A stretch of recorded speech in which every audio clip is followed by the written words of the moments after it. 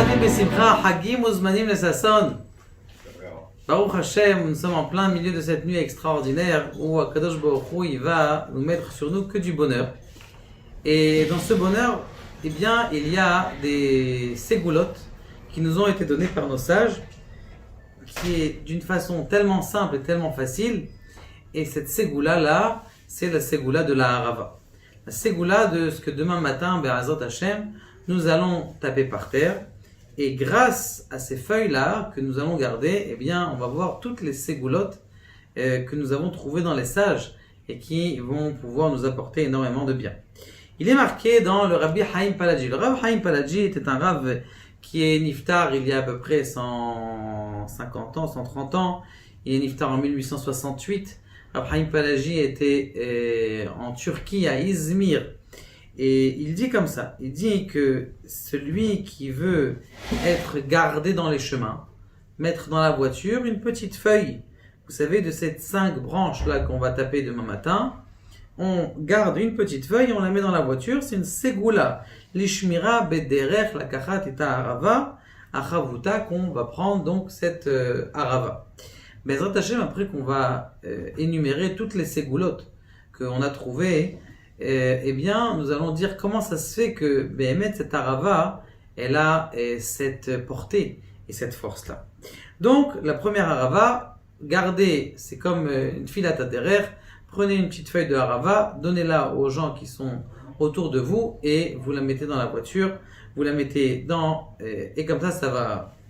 Deuxième chose, eh bien, c'est le Or Sameach. Le Or Sameach, c'est le Rabbi Simcha Cohen.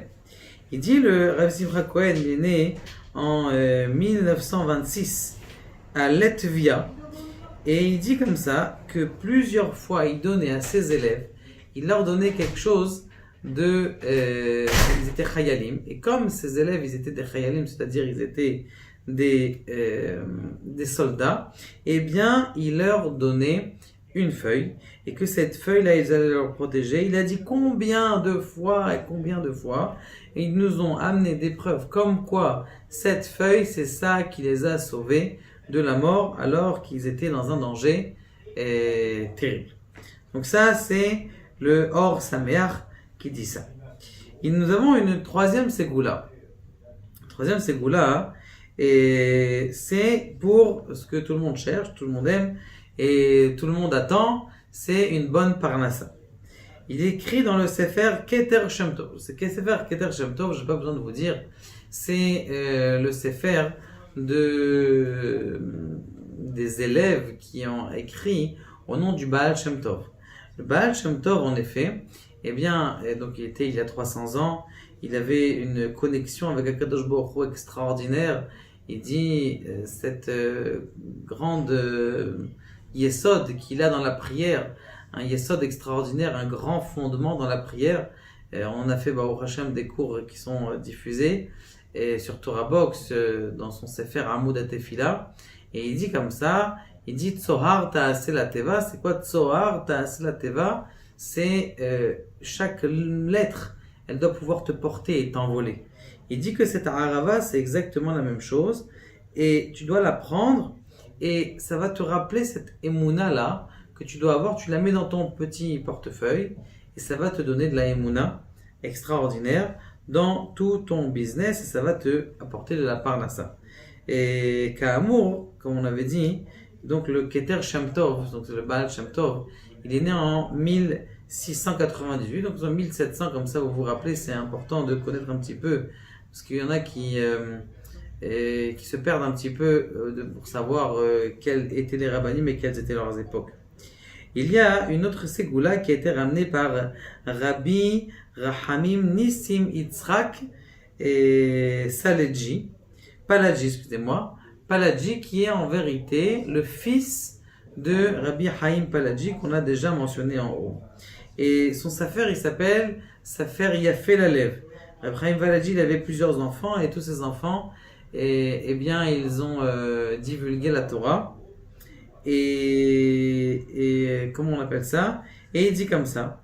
Quelqu'un, malheureusement, c'est ce qui arrive beaucoup. J'ai un ami en France. et il est pharmacien. Je lui dis comment ça se va? Il dit très très bien. Je lui dis c'est quoi la majorité des médicaments Stam? Je lui ai posé la question comme ça. Quelle est la majorité des médicaments qui est utilisée?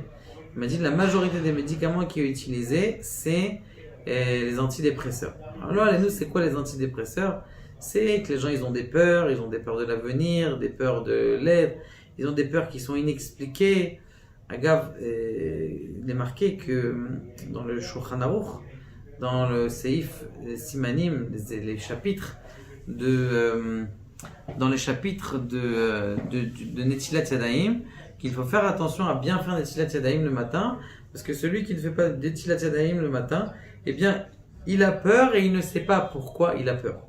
Donc ça, c'est une chose et qu'il faut faire attention. Et donc la deuxième chose qu'il dit ici, pour que quelqu'un qui a peur, alors Ikar me'ale ha'arava ha'chavuta ve'yasim mitachat lekar alav ou yashen. Tout simplement, qu'est-ce qu'il doit faire?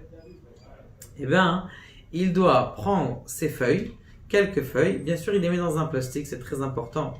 Il y avait une fois, il les met dans un plastique, il les ferme, il les met sous son coussin, et il dort dessus, et il va pas avoir des peurs, il va pas avoir des mauvais rêves. Donc ça, c'est une ségoula pour les mauvais rêves.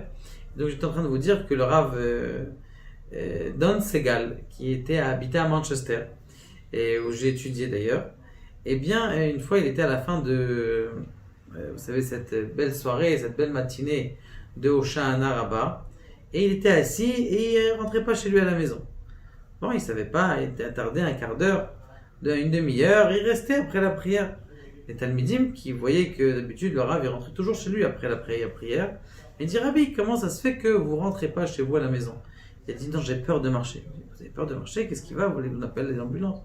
Non, il y a de la harava ici par terre. Il y a des feuilles de saule, des feuilles de mitzvot, des feuilles de plein de choses. Toutes ces feuilles-là, je ne peux pas marcher. Comment est-ce que je vais être mezalzel? Comment est-ce que je vais dénigrer et piétiner une feuille qui a été utilisée pour la harava? Donc, c'est pour ça que je ne peux pas me lever. Qu'est-ce qu'ils ont fait tout de suite? Ils ont pris un balai, ils ont nettoyé, ils ont ramassé toutes ces feuilles-là. Et Baruch Hashem, le Rav, il a pu parler. Regardez comment les Chachamim, Rav Dan Segal avec un sourire extraordinaire, comment on appelle ça, il faisait attention même aux petites feuilles qui tombaient de son loulav, qu'il a embrassé pendant une semaine. Comment est-ce qu'il peut maintenant les piétiner? Extraordinaire.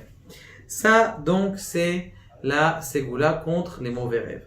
Autre ségoula dans le Sefer Amidot, comme vous le savez, du Rabbi Nachman de Breslev, et que c'est une ségoula contre le pachad, tout simplement, un petit peu comme ce qu'il dit le Yafé la lève, et donc c'est une ségoula contre la peur. Lui il dit que c'était pour les mauvais rêves, lui il dit que c'est contre la peur, donc c'est bien quelqu'un qui est, au lieu de prendre des antidépresseurs, et bien tout simplement garder une petite feuille de ces branches-là à l'intérieur de votre portefeuille ou de votre sac à main.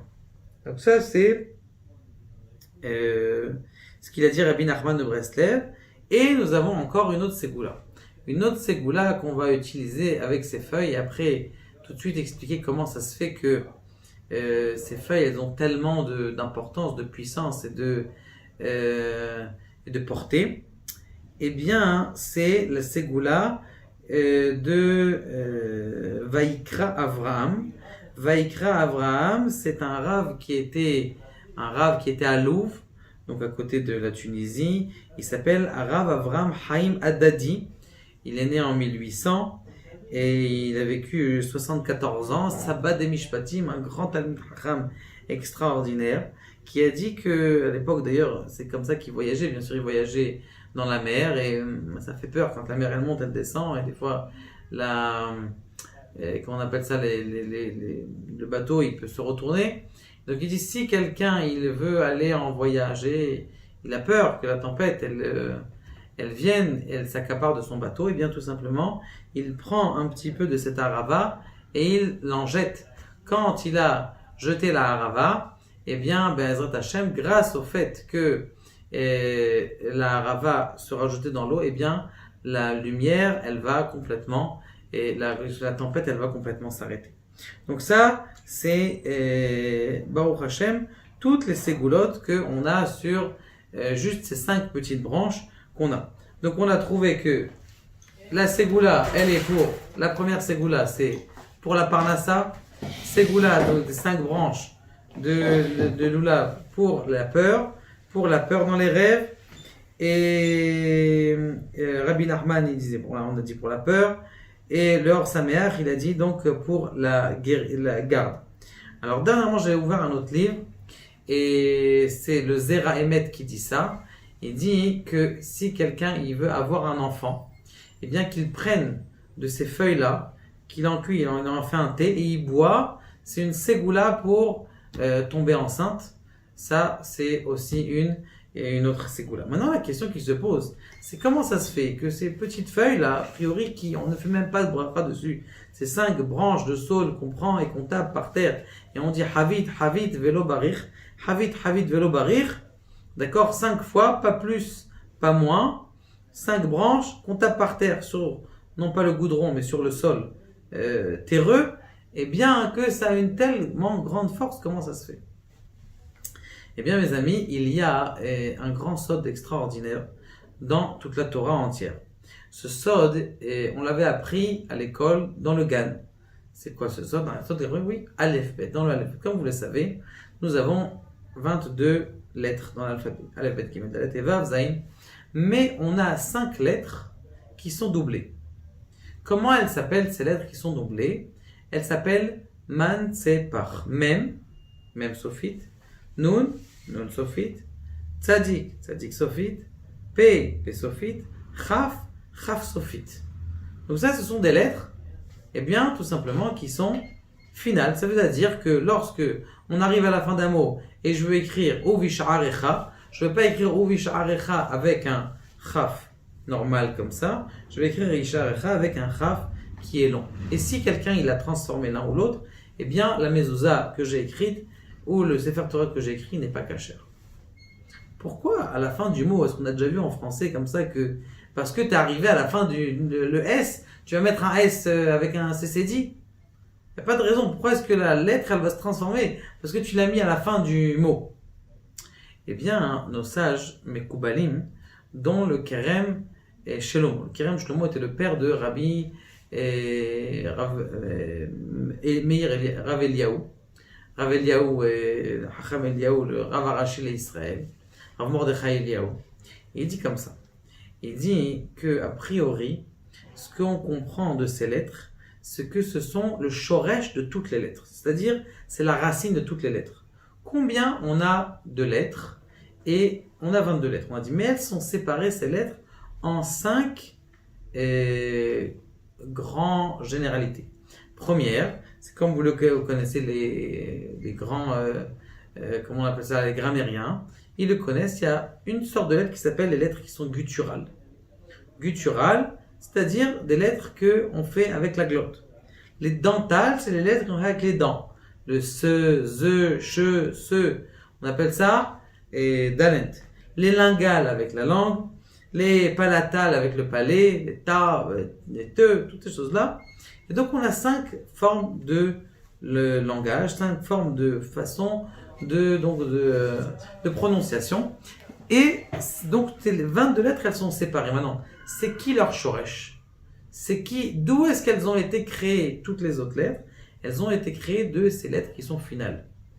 Entre parenthèses, gardez-le ce pour vous, vous savez très bien que chaque lettre elle a sa valeur numérique. Aleph 1, Bet 2, 3, 4, 5, 6, 7, 8, 9.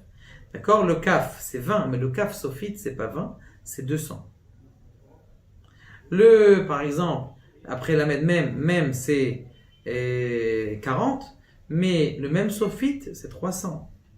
Et après 400, 500, 600, 700. Et même le Aleph avec un point dedans, celui-là il vaut 1000, c'est Elef. 1000. Aleph avec un point dedans.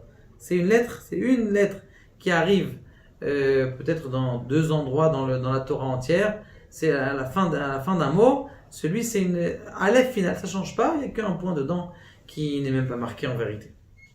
Donc ça, ce sont ces lettres, c'est Man Separ. Man Separ, donc c'est les lettres avec lesquelles Akadosh Baruch Hu il a formé.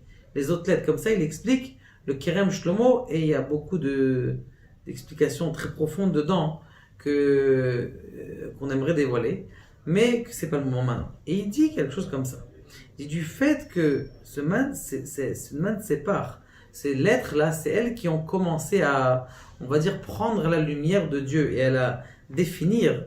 Alors il y a dans ces lettres un peu de rigueur. Et moi, quand on me dit rigueur, je dis, oh là là, je me sauve, j'ai peur.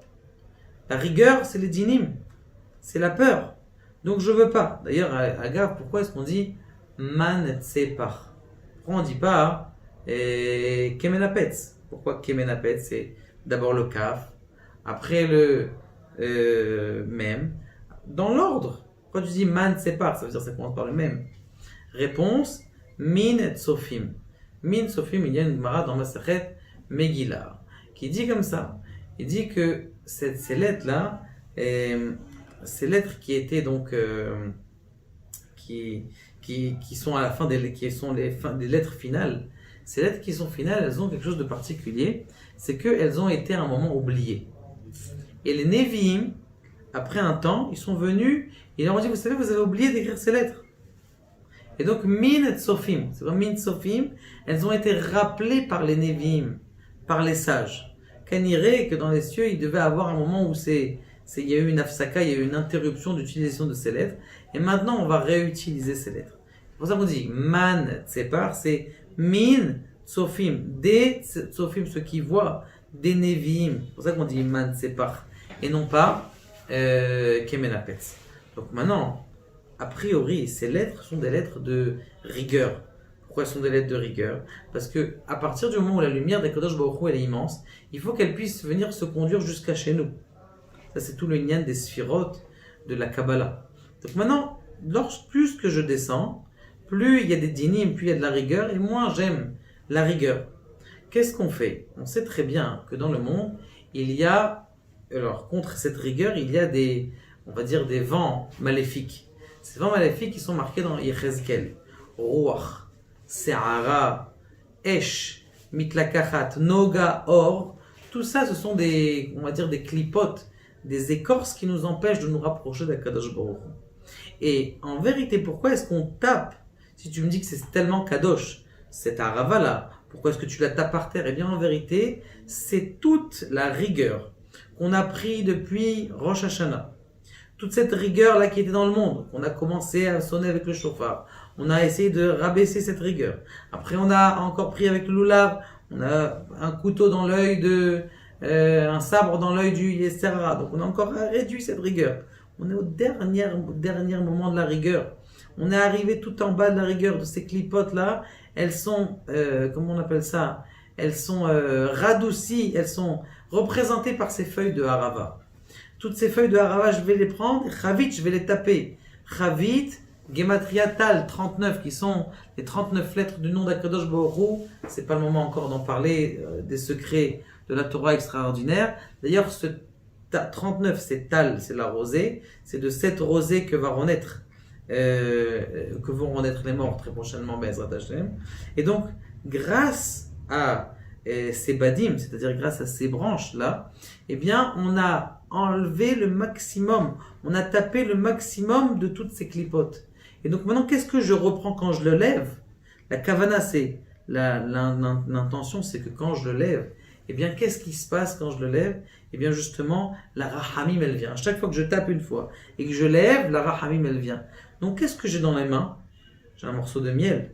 Parce que c'est toute la dinim qui sont restés, toute la rigueur qui est restée de Rosh Hashanah, Kippour, Sukkot, que je me suis battu avec le Yetzirah, je me suis battu avec le Yetzirah dans la peur, je me suis battu avec le Yetzirah dans l'angoisse, je me suis battu avec le Yetzirah à Sukkot dans la Simcha, je me suis battu avec le Yetzirah au fur et à mesure, et maintenant je suis en train de la taper par terre. On a fini, on a enlevé complètement le Yetzirah, on s'est séparé complètement de lui. Et maintenant, qu'est-ce qui me reste dans la main? Du miel. Donc c'est pour ça que celui qui garde ces petites branches, il les garde, il est en train de garder, qu'est-ce qu'il garde dans la poche? Il garde que du miel, que du metuktak, du metukan. Et c'est quoi? Ça fait référence à ces 5 matsepar, à ces 5 lettres-là, qui ont été des lettres qui ont créé le monde, qui sont devenues dures, mais qui ont été radoucies après. Comme le miel qu'on prend à Rosh Hashanah et qu'on finit de manger Simchat Torah, on arrête de tremper à Simchat Torah parce que justement le miel, vous lui mettez n'importe quoi dedans, il le transforme en miel, ce que vous voulez. Et donc ça, c'est la raison pour laquelle c'est bien de garder ces choses-là et le garder dans vos maisons. C'est une protection par Nassa. Ce que Be'ezrat Hashem, on souhaite à tout le monde une année de bonheur, de simcha, de joie. Et que Be'ezrat Hashem, le Mashiach arrive au toto. Baruch Adonai, le'olam, amen ve'amen. La ligne d'écoute Torah Box, c'est une équipe de thérapeutes et coachs bénévoles à votre disposition chaque jour pour vous écouter et vous aider à surmonter votre difficulté. Problèmes de couple, solitude, dépression, violence, harcèlement. Vous n'êtes plus seul, nous sommes là. La ligne d'écoute Torah Box, un service unique, gratuit pour vous.